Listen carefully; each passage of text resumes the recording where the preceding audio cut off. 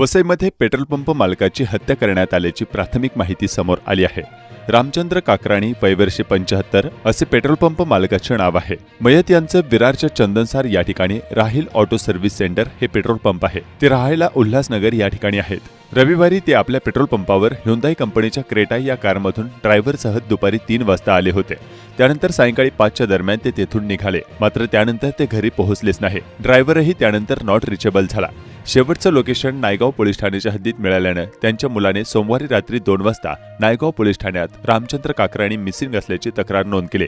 सोमवारी दुपारी 4च्या दरम्यान मुंबई अहमदाबाद राष्ट्रीय महामार्ग येथील डीमार्ट जवळील गुजरात लेनच्या साईड रोडवर काकराणी हे आपल्या कारमध्ये मृतावस्थेत आढळून आले।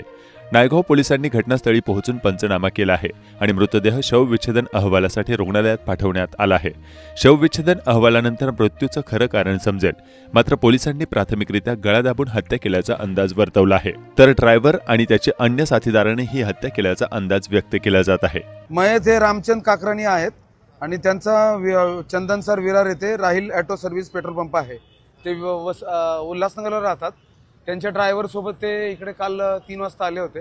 5 वाजता माघारी गेले आणि माघारी गेल्यावर त्यांच्या ड्रायव्हरनी आणि त्याच्या साथीदारांनी अगर इतर कोणीतरी त्यांना मारलेला आहे आणि त्याबाबत घरी मयत न पोहोचल्यामुळे त्याच्या मुलांनी आमच्याकडे रात्री 2 वाजता तक्रार दिली होती।